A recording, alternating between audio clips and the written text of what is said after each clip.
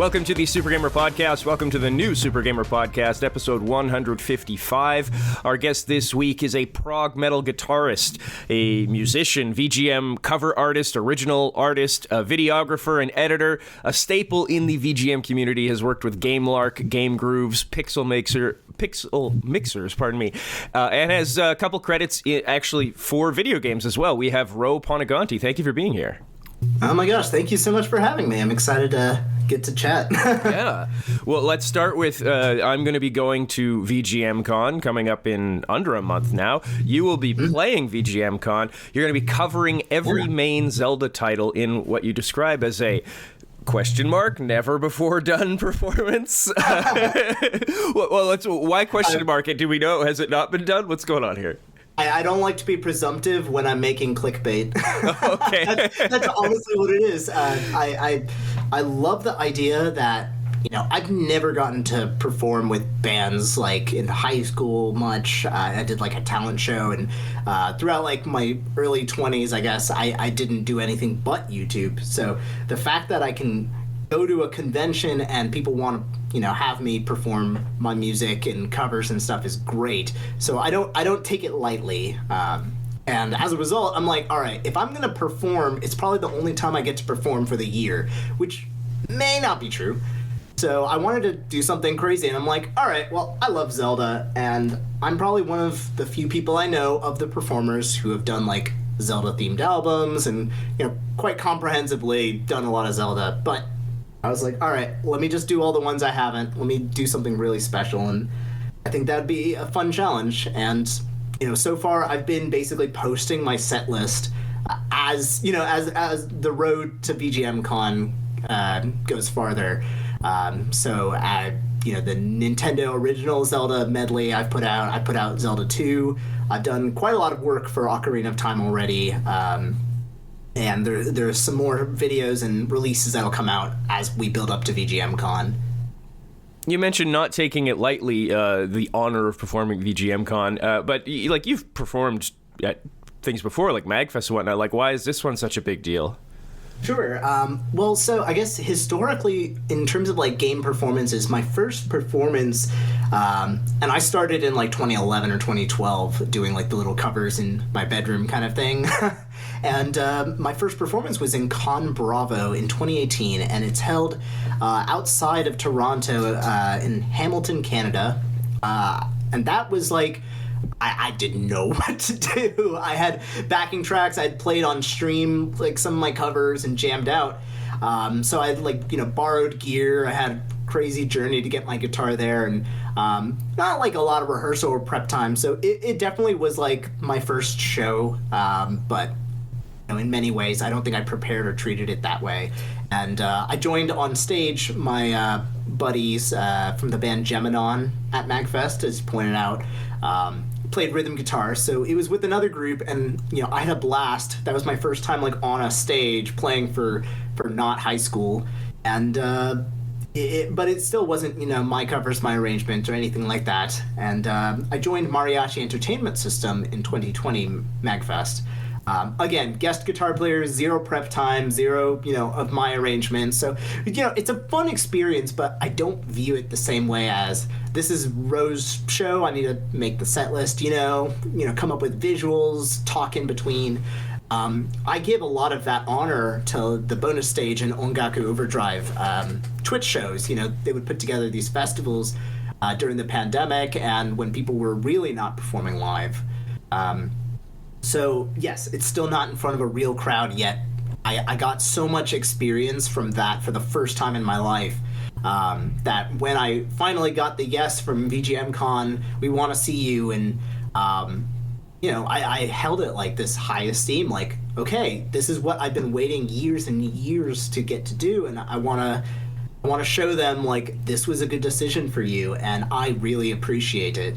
And even this year MagFest, I basically worked with the Jam Space coordinators, who are lovely, amazing people, and I was like, hey, I'm not performing on the main stage again, but I am down to perform. Like, could we put together like a little fest? And I count it because it's my first time with a band, but it's still like unofficial.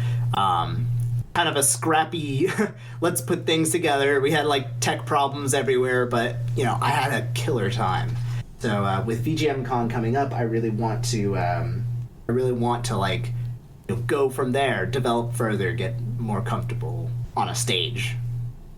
When you were in Hamilton, you didn't happen to take in a Ticats game, did you? Ticats? No, it's their CFL team. I'm sure you didn't. It's just Hamilton is such a strange. I'm the least sporty person on the planet. The most I get is watching Ted Lasso. Okay. No, it just Hamilton seems like such a strange place to visit if you come to Canada. Place, you're right. And again, like all of my Canadian friends were like, this doesn't necessarily tell you much about how Toronto is or anything like that, but I imagine it had an affordable venue, and it was a cool place for them to organize. I didn't get to go the second year Con Bravo was a thing, and I don't know if they're still running, but it was a special time. I got to see more of my Canadian friends there, so that meant a lot. And it was my first time, so borrow gear, scramble around, pick a few songs I think would be fun. And this was before the Twitch like fests, where now people are organizing and running all the tech for you, and all you have to focus on is getting your audio out and then having a good time that way. As I used to sing in a band years ago, and it was always fun being the singer because, I don't really have gear. And, like, oh, sure. The band's, like, drummers taking down the drums, they got their amps and all that stuff. And I'm just, like, doing a victory lap, like, talking to people, getting a drink. That's the running joke. Singers, watching while everyone unloads and, packs. Of course, I with these Twitch shows, you just sit at home, and most of the recording people I know, they're already good to go. They just have to install a few things. With performing at a convention, like in person, that has thrown me for such a loop. I don't know what to bring. Like, I see people bringing like these little floor amps, so I ended up eventually choosing one and buying one. Some people play out of their laptops, 100%. Some people bring like a cheap guitar, or they borrow an amp, or there are people who are going to be performing as bands, and I'm like, how? It's just such incredible coordination, and it's something I definitely look forward to doing, but this is my first time in America doing it, and doing it a little more formally, so I'm gonna start as simple as I can make it, without resisting the urge to start doing like big visuals or crazy costumes or anything, and fireworks. I don't know. Indoor fireworks or lights or anything crazy. It would be really interesting to see how this year goes for VGM Con, because of all the people I've kind of talked to. You're also going to be doing 2 panels, one on arranging VGM music. I say VGM music, it's redundant, but anyway. And one on how to film VGM videos, and you're actually going to be making a music video right there for the audience. Do you anticipate any, like, hiccups? Like, not that, obviously you don't expect something to go wrong, but is there anything, like, making a video that you're like, oh gosh, like, if this happens live, that's a disaster? Oh, man, it's a great question because, like, in general, these are the kind of things I think about with, everything, and then people don't necessarily talk about because we're all excited to have the thing go off perfectly, and that's not reality, right? Briefly speaking again, the Ranger panel, I was asked by Lucas Guimaraes, hopefully I nailed that, and Allison Martin, my wife, will also be a part of that, so we're excited to kind of contribute there. Arranging is something I do subconsciously, so I'm going to try to have things to talk. But for co-hosting, Peter Gillette, who maybe some listeners will know from filming a lot of Carlos Ini's music videos, as well as his original album, where I also got to film. He's worked on a lot of Game Groove's projects, David Ramos' music videos. Great guy and wonderful friend of mine.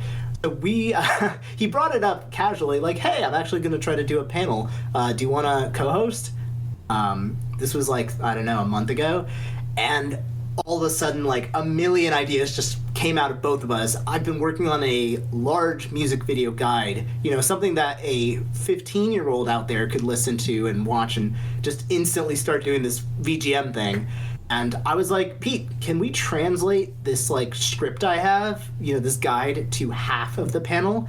And then the other half, what if we make a video in front of people so they can get a better sense of what we would do, as people who do this quote unquote professionally.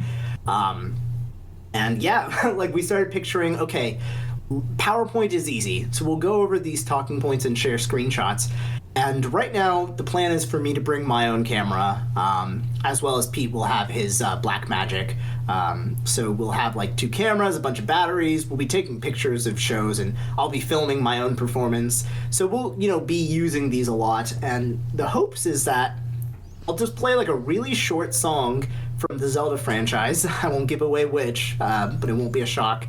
And Pete will be there with his camera, plugged into like a projector, like with the the HDMI out, so you can see what Pete's filming.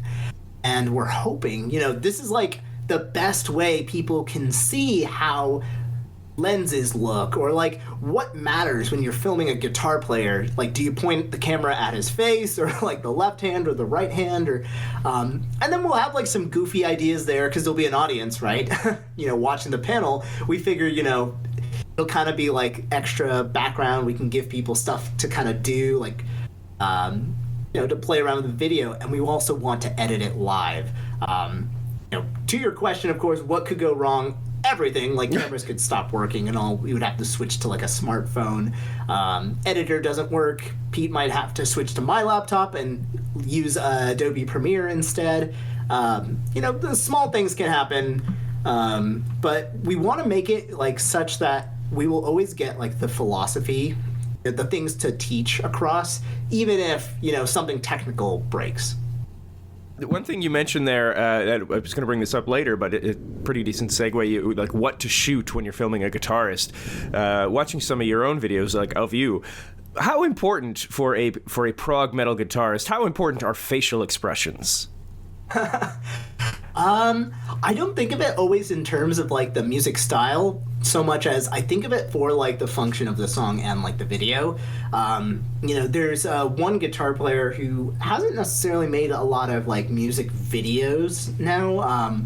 Joshua Typely, incredible composer as well. And back in the dark times, like 2015 or something, when I was getting started, he showed his face a lot.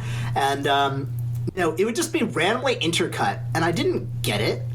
At the same time, it always stuck out, and now I'm like, oh my gosh, it's kind of reinforcing the person, like the characteristic of the song. If you're having a good time, and you're smiling, it kind of comes across. And for me, a lot of my videos are silly, or like I am genuinely having fun playing the parts. So I kind of like the facial expressions, or like not even showing performance, like making up a little story to go with your music video, especially in the context of video games. We're basically taking a visual medium and converting it into music. And when you make a music video, I don't like the idea that I could suddenly lose that. If I sit in my room with no special colors, I'm sitting in a t-shirt and jeans, and I play a Zelda song, I'm not really telling you what it was like to be on Death Mountain. If I go outside, if I put on the costume, if I look, angry or determined, and, if I color the video to have like more red and hues and things like that, suddenly you're like, oh, I'm watching Link, I'm getting that extra layer. So, facial expressions and like story and the attitude, it is really important to me. Even just from filming myself, let alone when I've been filmed by other people, or if I'm shooting, another person's music video, trying to get them in the zone really does make a difference to me. It's funny. I mean, like probably all musicians do, like, you're shredding, so you're like biting your lip or something. And it's just a given, but I literally never thought about it until I was watching some of your videos, and suddenly it dawned on me, like, well, while you're editing, like, it's a conscious decision that you're like zooming in on the face and like showing you doing that. I'm like, well, that's interesting.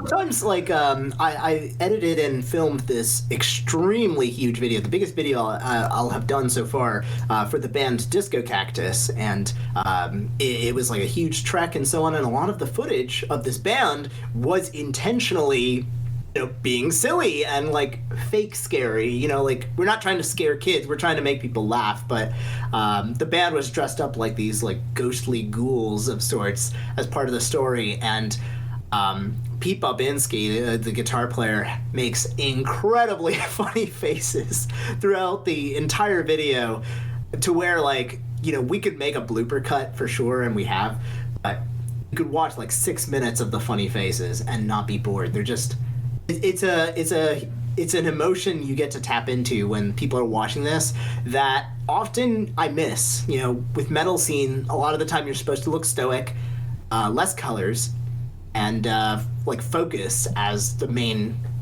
emotion, main attribute. And sometimes I vibe with that. I think that's awesome, and it really keeps me like in that serious mood. Other times I just want to laugh because it's so ridiculous, Well, something that's not funny about this Disco Cactus Mysterious Forest video that you directed and shot, you got poison ivy while doing it. Yeah. I certainly did, and there's like a triple story here. So on the last day, on the final shoot, I'm pretty sure we were in Connecticut, gorgeous national forest, which is important. Look up your laws where you're shooting music videos and all that. And we're hauling back a lot of stuff. There's about 7 of us. The band, Carlosini, of course, as the raccoon and guest soloist, and myself as the filmer. And I'm carrying, like, all the tripods and suitcases. I'm walking with Sam Babinski near me. And all of a sudden, I feel like I stepped in a thorn. And I'm like, ow. But, I've been outdoors a little bit to where I'm like, okay, walked in a thorn, whatever. And I'm like, ow, wait, why am I still hurting? Like, why is that still hurting? And I look down onto my Sonic socks, and right on Tails' face is this stupid little yellow jacket that had stung me right at, like, the base of my foot or whatever, where my ankle is. And I've never been stung by a bee. Ask anybody who knows me well. I am terrified of bees and wasps, mostly because of the sound they make in your ear. I just does not compute. I'm like, ah! And then Sam like turns around and he swats the thing off me. It lives, so it's out there. And I'm just like limping, and I'm like, all right, Sam, finish the video. Which was my humorous way of indicating that this hurts a lot, but also it's going down like immediately. I'm not allergic, thank God. And then I go home, and everything's cool. I tell Allison all the fun stories, and all of a sudden I notice I have, like, whatever, if you Google poison ivy and you know what poison ivy is, you're like, oh, it's probably poison ivy. But it's not as itchy. And I don't remember getting poison ivy or anything. None of the other band members mentioned anything. So I'm like starting to freak out. And at the time, there were a few other prevalent illnesses that were out there that, had visible, sort of indications that you had it. So I was like starting to freak out a week or two. Allison was like, it's probably fine. I finally go to the doctor, and they're just like, a plant did that. You got poison ivy. I'm like, phew, because it's been like 3 weeks. It's very odd. And I go and let the band know. And I was like, I was freaking out because I was flying. I didn't want to get any airborne illnesses. And then Pete's like, oh yeah, me too. I was like, I could have used that information like weeks ago. But yeah, so I got poison ivy and a bug stung me for the video. Worth it, but... Do you ever, when you see Disco Cactus now, are you like, do you know what I went through to film this? Well, it was nice. I mean, they were super busy from the release of the video. They got to perform as well as MagFest, of course, so I was super happy to see them live. I watched them perform You're Lost, and the whole time I'm just like, I know this song so well. And yeah, of course, I saw them all. We gave big bear hugs and all, and we, like, within seconds, I think Doug mentioned it again. It's like, sorry we got you Sorry we got you stung by a bee again. But again, it was an incredible experience that I could never have predicted that they would reach out. I mean, like, we'd known each other, we'd worked together on the Paper Mario Line Them Up project, but, you know, I've never been hired by a band to fly out and make a music video. So it was humbling. We had stupid amounts of fun making the video. We had a lot of fun afterwards, crashing and watching bloopers, and just, I don't think I'd laughed harder in a long time than watching like blooper reels of musicians just messing up brutally, or Carlos in face makeup. And yeah, I have to do that kind of thing again when the stars align. So we're going way back here. You've been a musician since 5 years old. You played piano, you went to trumpet, you went to guitar. You've been doing VGM covers since 2011. I think you were doing other songs briefly. Your fourth video, I think, on YouTube is Ba-Bomb Battlefield. That's your first one. When you made that, like, what was it about that video that you were like, okay, I'm going all in on VGM? Good question. So around that time, and I think what I look at as beautiful is, like, I kind of grew up with VGM, and I don't mean like I grew up listening to it every once in a while. I mean, like, I as a person can see myself changing my personality, and I was very like shy early on at the time of like 2010, 2011, even up to like when I was like in my 20s and stuff. So I like didn't take big leaps on projects and stuff, and I didn't know a soul who was into video game music in high school, and neither was I, really. I loved video games. I knew there were soundtracks, and like it clicked once in a while that I could play on piano like some of the songs from Banjo-Tooie, but it seemed like this silly thing, and I didn't even equate it to like movies. So eventually I found someone on YouTube who was doing covers nonstop, and I found like another person, and I found like their music re-uploaded on Newgrounds, and this was a wasteland. And eventually, like, I had a buddy at school, Chris. He was like showing me a lot of deep cut video games, and he was also into music, and I was like, you know what, let me try doing something here. And I was super nostalgic for the N64, but I didn't have mine anymore. So I would like go online, and I'd instantly remember everything about the song. So Ba-Bomb Battlefield was one of those. I did like Pokemon.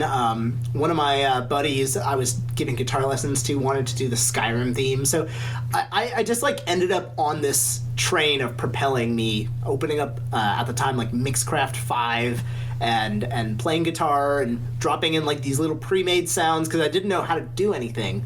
And to me, you couldn't go on YouTube and just type in how to produce beautiful like heavy metal music, in the style of this. Like, no, there was none of that. Or I didn't Google hard enough. And I asked a variety of different people at the time, like, hey, how are you getting the video and the music together? Like, my camera doesn't hook up into the music program. I didn't know anything. I asked my dad, and like, it was the first time in my life I heard him say, I guess we just don't have the hardware to do this. Because obviously, like, he grew up on MTV and didn't know how they did it. And eventually, like, I got some help from, like, old YouTube scene, Jake McCoy, the Del Rey, Family Jewels, CS Guitar. I started, talking to people in YouTube messages, if you remember those. Honestly, I don't. I'm pretty sure I'm older than you, but I must have missed that one. Well, so there was a messaging system in YouTube. It's nothing revolutionary, but that was the social media means to collaborate, believe it or not. And, within a year, basically, I found like 7 of my closest friends all at once through a website called Vocal on Twitch. And I think that is the solidifying moment. I met Jonathan Parecki, who's one of my closest friends from YouTube. He's incredibly good at guitar and does a lot of anime work and vocoder. I met Miklachu, who's, of course, now many people know her as a Tomatone channel, but she's one of the best violinists around. And, just like that, I rolled into a lot of lifelong friends. David Russell, who's one of my closest music collaborators and friends, his work is like all over my stuff. I try to work with him as often as I can. And by the time I made all of a sudden like friends who liked doing these things that I did, it absorbs you. And this was, I'm talking like stuff that happened 10 years ago, and now I feel old. But yeah, it's almost like an addiction. Like, I can't leave VGM entirely because it's like leaving all of the fun of what those people have brought me, and it's just an infinite source of like motivation and education. Even when I'm, writing original works and working on like just regular stuff, it always kind of comes back to the community you kind of build for yourself. Going back to, you mentioned, being shy and kind of coming out of that shell through VGM and all that. Definitely, I can say watching your old videos compared to now, like, you can see how much shyer you were and how much more confident you are in presenting yourself at this point, which, is, I'm sure we all go through that. But I guess maybe along those lines, and I know you've been asked about this before, so please, if you're like, I don't know, I'm bored of this, please. But you used to be Swiggles. You are not Swiggles anymore. It's from originally you were living in Japan. You were playing PictoChat with some friends, and you were just like joining the channel with a weird name, so you went with Swiggles 1987. And from there, it was your Xbox Live game, and then that's sort of what you didn't want to. Sorry, I'm telling your story here. No, you're telling the story, so I don't have to. I am so grateful. When you first started doing like internet videos, you weren't sure you wanted to put your own name out there, so you went with that, Swiggles 1987. Anyway, jump cut to a while later, you were really starting to build a brand. You felt that Swiggles wasn't really you. It didn't really evoke, metal and games music and all that. And what I find interesting, obviously, if it doesn't feel you, well, obviously granted, but when you say, like, well, you hear the name Swiggles, you don't think metal or whatever. But I would argue, until you became established, when I hear the name Ro Panuganti, I wouldn't know that was metal, right? Like, so what was it that I think... Yeah, you know what I'm getting at. Yeah, so I guess you've basically nailed all the reasons, and some of them were, like, less important, but in reflection, I think of it that way. The bottom line, I wanted to be me. I didn't want to have to constantly tell people, look them in the eye, hey, I'm this gamer tag thing that even I wasn't, like, in love with. It's just, again, I picked Swiggles. My dad suggested 1987 randomly because I needed numbers for my gamer tag. And again, like, I wanted to dictate my own decisions on, like, when I hand someone a CD, or when I ask to collaborate, you're working with me, Ro, and there's nothing like I need to hide about that.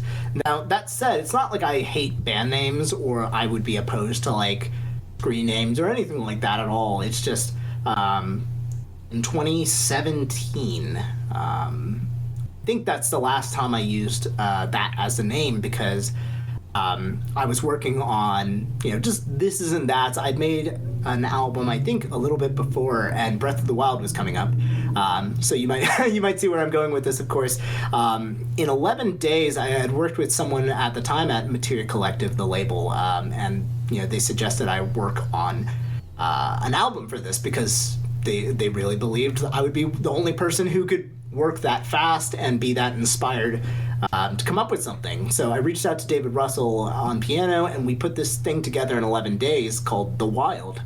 I had brilliant artwork made by a friend of mine, and we put together this really cool little EP for 2017 standards, and I'm like, am I gonna call this Swiggles The Wild? Like, this is a big deal. Like, and again, the label wanted to do like a physical CD run of it, which was really cool. So I was like, no, this is Ro.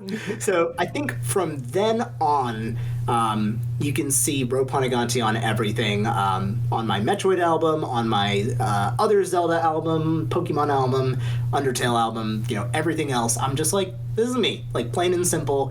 Of course, I've like dabbled the idea of doing like a different band name. So at MagFest, many of you listening who might have seen us, or in the future, hopefully, might have seen it, called Ro Panuganti Prague Experience. And that's just, to properly appreciate that it's not just me. It's an experience made up with other performers. Not Tony, Rahul Vanamali, Colby Dune, and Alison Martin, of course, joining for 2 tracks. So there's variants, but... Speaking of Breath of the Wild, what is the best video game-inspired meal that you've ever cooked? Oh my gosh.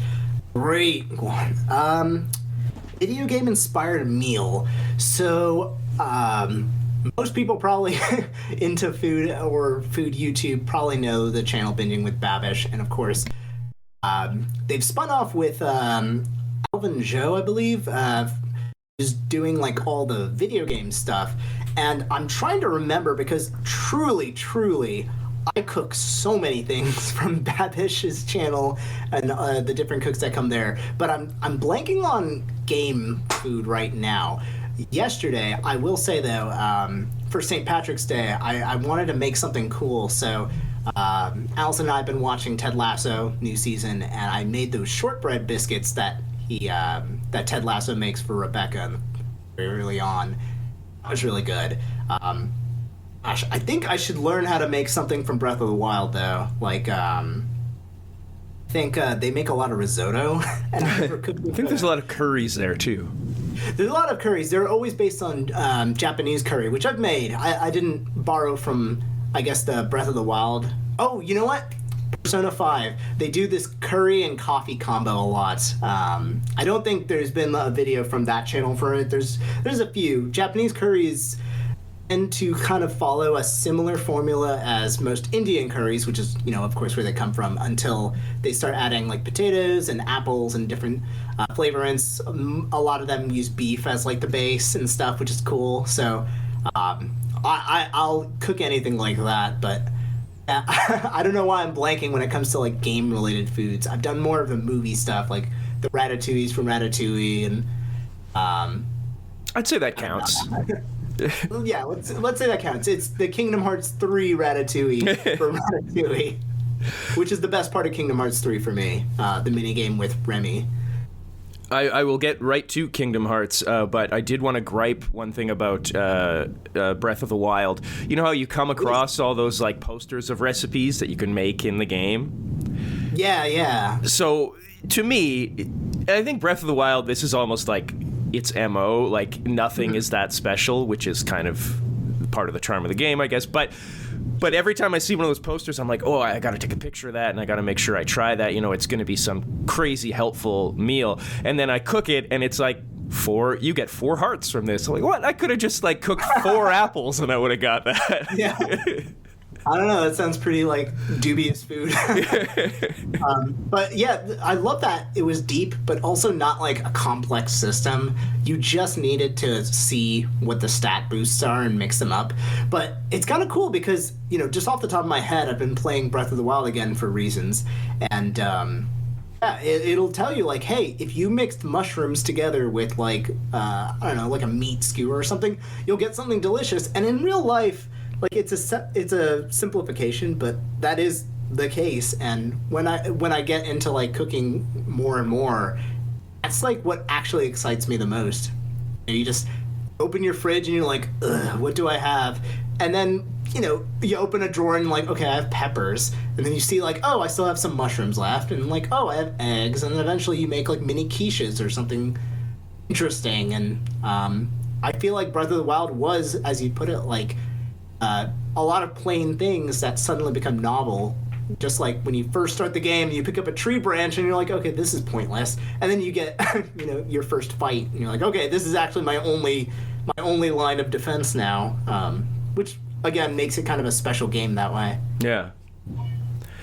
You are playing, so Kingdom Hearts, before VGM Con, March 26th, you and Allison are playing the Kingdom Hearts Concert Soiree, March 26th. Allison might be the 25th. I can't remember. That's right. But if you could, what I want, if it's all right, can you kind of give us a preview of what's to come there? But I want you to do it in your best Goofy voice. Ooh. Okay. Well, first of all, March Caprice is a really cool festival, and, yuck, it has a lot of different musicians. They're from the Game Groovies, we got the regular people, and there's metal, there's folk music, there's also acoustic, and rock, and classical, but, yuck, I'm sweet on the first song. It's called Bounce-A-Rama, and it's a big band with swing and all sorts of cool things, but it can't beat the Mambo King. Well, man, I edited that and played guitar on it, but that's Allison's. Now on the second day, I'm the fifth song, and that's gonna be pretty cool. It's Waltz of the Gosh danged.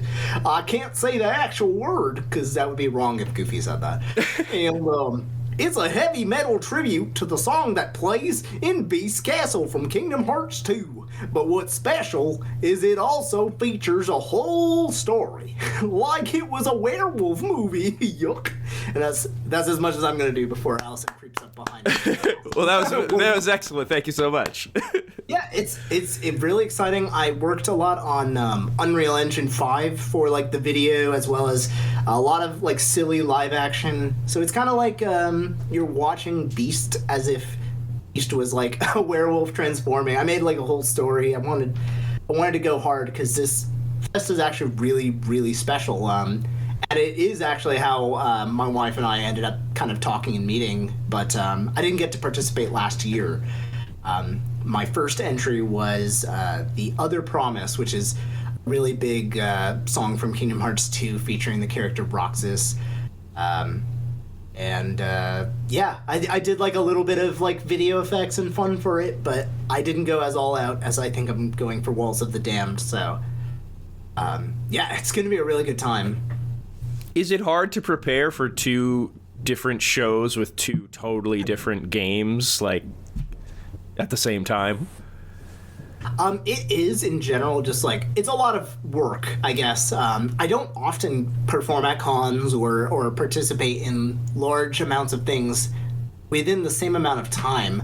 So Allison and I like kind of tried to focus on our Kingdom Hearts, related stuff early on. I filmed most of it in early February for my video.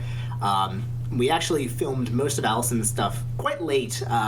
I don't want to give away anything besides, obviously, it's a big band, so it's collaborative, and I was in charge of like the video idea, so it was less about, it was very different from Waltz of the Damned, let's say, where I needed to go outdoors and play with like a bunch of lights, and then I needed to transform into the Beast or build a castle in Unreal Engine, and it's a totally different process with Allison's video, where I needed to shoot her, doing some story stuff, and then it's a lot of digital to bring people together.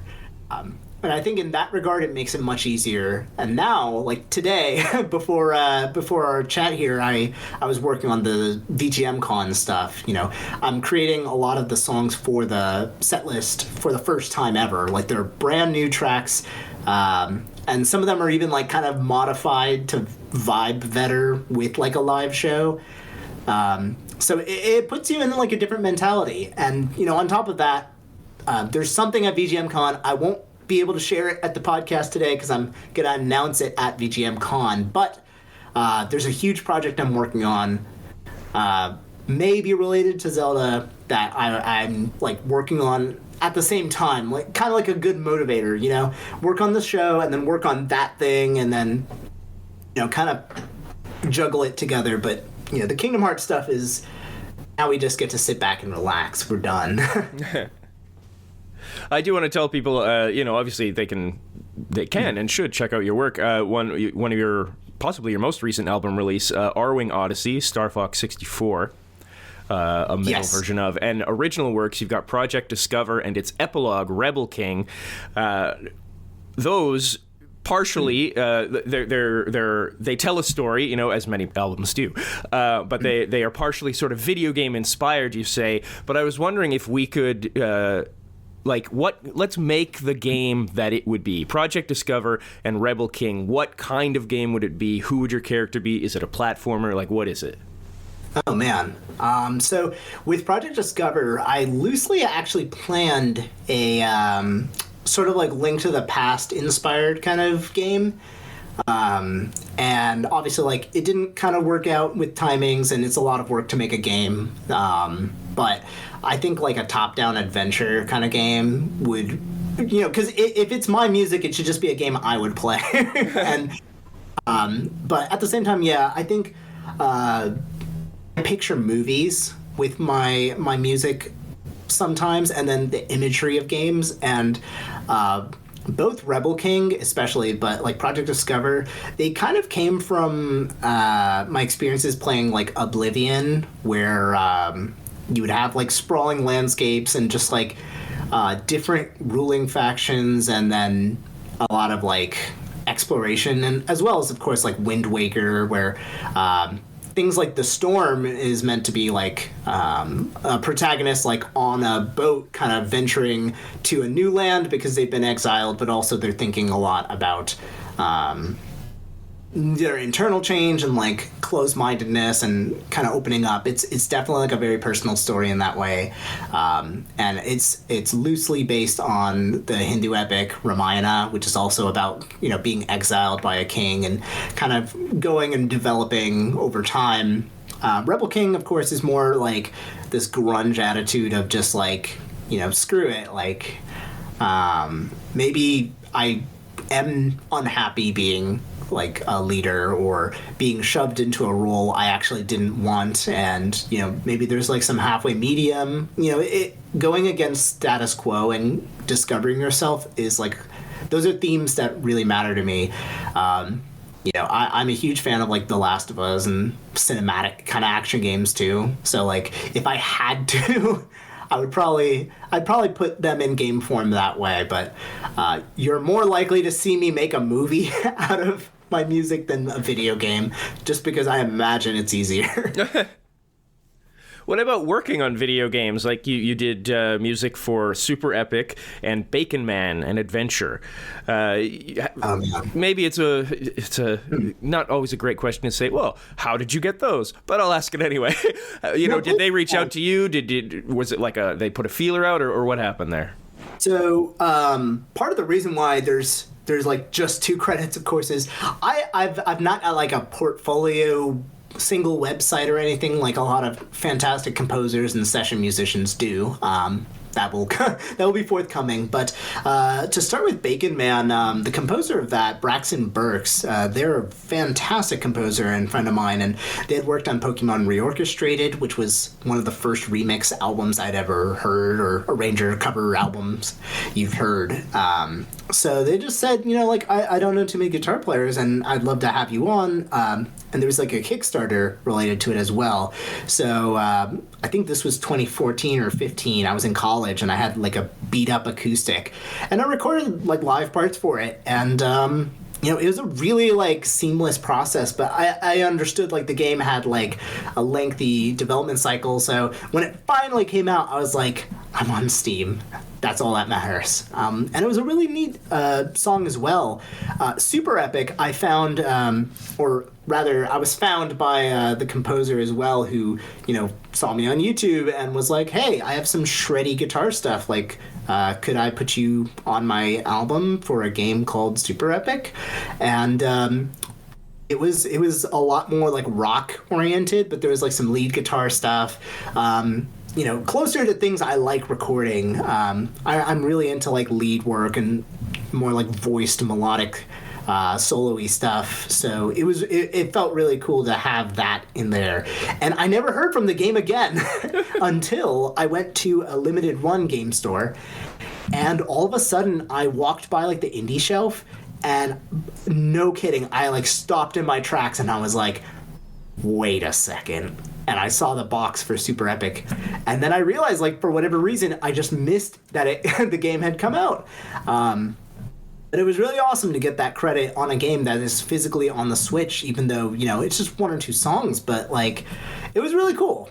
A lot of people in this community, their goal is to become a video game composer, or their goal is to be a session player for video game music. And for me, It's not like I don't, but I love it when I do. I guess that's kind of where I'm at with it. So my hopes is that, I just keep working on music projects in general, and original music is something I kind of keep up as, a defining trait. But I would love nothing more than to play parts, session guitar parts that like stand out, as a guest soloist, or get to play, guitar, or even work on like arranging rock metal kind of tracks for soundtracks. And actually recently, a friend of mine, Jeff Penny, dropped an indie soundtrack called The Game of Fortune. And I'd reached out to see if we could collaborate so that I could, cover a version of one of the songs that he would suggest for me in like a proggy metal style, as a unique way of helping promote the album, but also appreciating, his composing style, which is, very good, very, very suspenseful. So I would love to do that for more indie games. You did kind of just answer this, but like, is it emotional at all? Like, do you when you see your name in the credits of like a physical video game, are you like, oh yeah, no one can take that away from me? It's a little bit of that. I don't want to diminish my excitement for sure, because it is unthinkably cool. But like when it comes to like the most emotional like feelings, it has so far been like just the recognition from other musicians, or like looking at a completed project. Like the art usually wows me the most, along with, the achievement of getting to do it. So, it's really, really cool. But I think seeing it in the game, or like better yet, just listening to mixes that sound that good, or like songs that were written that well, or, performing live, or, the few times I've been like able to recognized for some of my cover work, that has been some of the biggest impact moments for me, like when it comes to emotions. I swear I'm not a robot. but yeah, that's what's gotten me like really, really like giddy. Or even like the first time I played a bonus stage, the virtual shows, and I looked at the chat and it was like, I can't keep up with this, like people are here to watch me. It just, yeah. it's pretty incredible. You remain a podcaster. You do a lot of things, but you for Game Grooves, you do podcasting. But whatever happened to Content with Content? Your last episode in February 2020. Good question. You'll notice that I've kind of like done a few podcasts historically, because like many people, I like to talk. But yeah, Content with Content was something that Subversive Asset, or George Andrew Spriggs, as many of you know, and I put together because we were like really eager to talk about like the sociology of video game music and YouTubing and cover music. And, like many projects, we just kind of got busy or interested in different things to where like we could never lock down a time. But we had a lot of fun talking about like these almost philosophical music and artsy talks, which were just basically like, why am I not getting views? Okay, let's talk about that. Like what gets people interested in watching material. And, in the context of video game music, there's a lot of, I don't want to say harsh truths, but, like the path to getting careers started, or people interested in your work, or getting better at the work altogether, can take a lot of like, carefully calculated self-critique. And that's something that we kind of explored more, without like speaking for Subversive. Like he makes these incredible cover stories, as they've been dubbed, like covers of video game music and different soundtracks, but then he'll build off of that into like a story with lore, subtitles, and things. And it's obviously and admittedly like kind of niche. So he would bring that to the table. And me, I'm like, all right, I dressed up in a dinosaur. Like, I recreated Evangelion's opening shot for shot. Like, what am I missing here from being like a 1 million subscriber channel? And we would just kind of like construct, understandings and lessons learned through that. Along with, like, what does a genre really dictate, and why do they matter, if at all? And it's all topics that Game Grooves Uncovered can and hopefully does dabble with.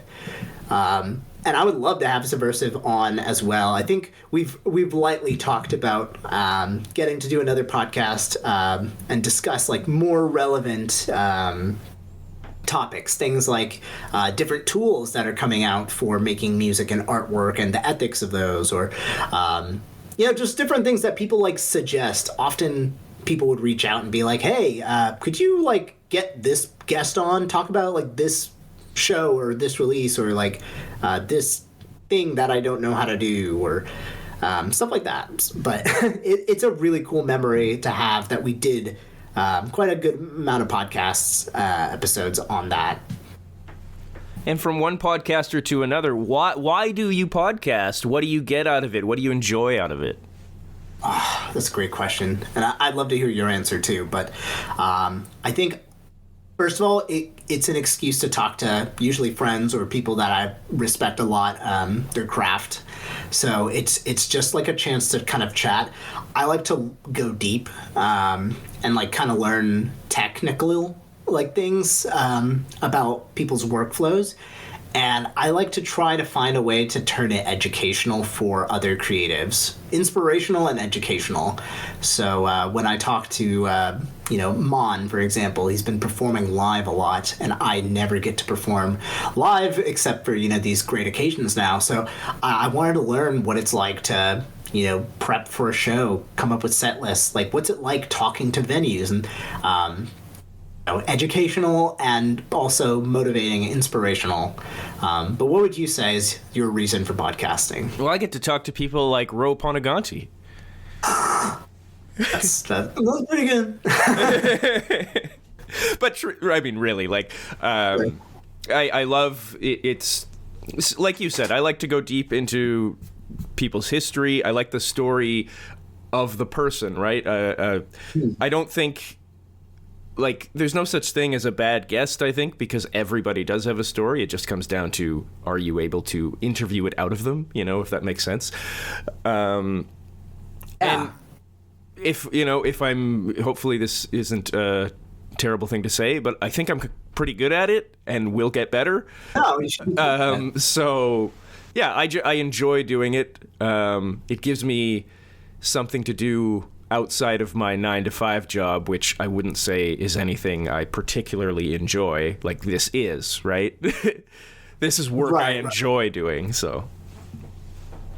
No, I think that's important to like distinguish too. And a lot of podcasts, obviously it's like, oh, well, someone started a podcast, must mean they like to talk a lot. But, as long as there's like a purpose to that, then you have a listener who will be, engaged with that. And, a huge shout out, of course, to, the Discords that back a lot of these podcasts, and even on, social media, people share like, hey, this was a really good chat. I learned a lot about like certain topics or questions, and, I'll listen to like podcasts about TV shows just because I'm like, oh, wow, that was interesting. And, you learn, oh, Better Call Saul also uses like multicam editing or something stupidly like specific like that.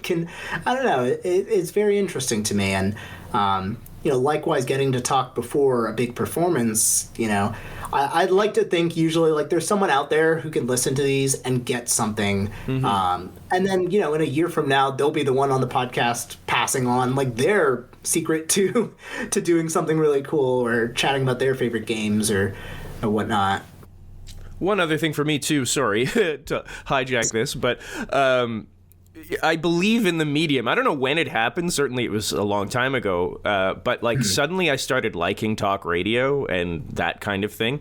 And like I very intentionally, I've had the odd video episode, but I intentionally don't usually because I like audio. I like just audio, and I want to further that, I guess. Anyway. No, that's good. And if I might connect that point to like my own kind of situation with music, is like a lot of people do seem to like talk to me only about video, like videography, and first and foremost, I mean, I love videos, I love movies, I love video games, but there is something really great about just listening to audio and kind of like focusing in on what that is. Be it dialogue from podcasts or the music and the work that goes into it, sound design, and it's kind of cool that podcasts really do, like they proved that people will enjoy that and you can get a lot out of it. Can you tell us the MagFest McFlurry story? Oh my God. I feel like this entire time you've had that one like at the bottom of the list or something. So I can't take credit, obviously, because it wasn't my order, but it was MagFest. Someone correct me. Let's say 2018. I believe it was whichever year that Carlos Eni was performing with Super Soul Bros on the main stage for the very first time. Maybe it was MagFest 2019, actually. Anyway. And I was in a hotel room. I think we were all at the main hotel room, the Gaylord, and I was with like String Player Gamer and David Russell and quite a lot of friends. And we were all tired for whatever reason. But the show was going to be performed at 1 a.m. in the morning. And we hadn't eaten dinner. We were all pretty like, just tired and trying to relax. So someone suggested that we make a McDonald's run. And if you're not familiar with MagFest, there is a McDonald's that I guess would be a 15 to 20 minute walk up the road. Not the longest or shortest walk, depending on how lazy you are. But we were obviously lazy. So David was like, okay, I'll go. And then David and a few other friends decide to go. Probably need to, carry a bunch of chicken McNuggets and stuff and drinks. And he goes there. And we were waiting in the hotel room. We wanted to go downstairs, but a lot of us were actually feeling like pretty beat. So we were going to put the show up on the TV, like Twitch stream it. And we're just sitting there for like an hour and a half, what it felt like. And David's like, yeah, there's some order in front of us. Sorry, guys. And again, we weren't grumpy, but we were just like, why? Like, I guess there's like a hotel party or something. And eventually... we get a message from David, and he said we're the next in line, but the people in front of us are ordering what seems to be 64 Oreo McFlurries. And we're like, what? And then another friend of ours, Daniel, I believe, he sends us a picture, multiple, because he can't get it all in one shot, of like the entire McDonald's counter. If you go to any McDonald's that has like a wide counter for like 3 or 4 clerks, it's just all filled with freaking McFlurries. All of them, the same flavor, and they're all getting stacked up. And eventually, they got their order and came back with the McDonald's and stuff. And we saw like outside the hotel, like one Uber Eats driver, I believe, one brave soul carrying like crates of McFlurries to the Gaylord. And to this day, I don't know who ordered it. I want to know. Like, I want someone to just want to see the end of that story. But so, yeah, now we know that's the 64 McFlurry story. Eventually got our food. I desperately want to know as well. That's got to come out. It's clearly someone in the community. It has to be someone in the or else the story is not satisfying at all. So, at this point, if I had a time machine, that's what I would do first. Someone's going to hear this and be like, no one can know. It was me. No one can know. All of a sudden, my YouTube channel is just hacked, and there's just like no McFlurries to see here. Yeah. We're going to end where we started, back to Zelda. What's your best speed run for Ocarina of Time? My gosh. I think I've beaten it in like, I don't know, like 6 or 7 hours or something, like on the 3DS. I remember just starting it up one day again and going through. I will say I'm not the best gamer, like comprehensively, so I have yet to 100% it. What I do have is a particular set of skills to beat some of them. There was actually a great like list of Zelda games, like every game, and whether you've beaten it and whether you've 100%ed it. And I felt like I had more beaten than quite a lot of my friends, so I felt good. But yeah, I would say like probably 6-7 hours or something. I have not been able to beat a randomizer, mostly because I lose focus and get distracted with wanting to do other stuff. But I've beaten Ocarina, Majora, original, halfway through Zelda 2. It's torture, but it's history. I beat Link to the Past, the new Link's Awakening, and most of the original. I beat Crossbow Training. It counts. Twilight Princess, Wind Waker, Skyward Sword, Breath of the Wild, and like probably none of the portables entirely. I will fix that. I've been marathoning them as I, work towards VGM Con. But what's the most difficult Zelda song to play, and what is the most hidden gem you've found? Oh, I love this. Ganondorf's Battle from Ocarina of Time is the hardest Zelda song that I've covered and that I can think of. For those familiar,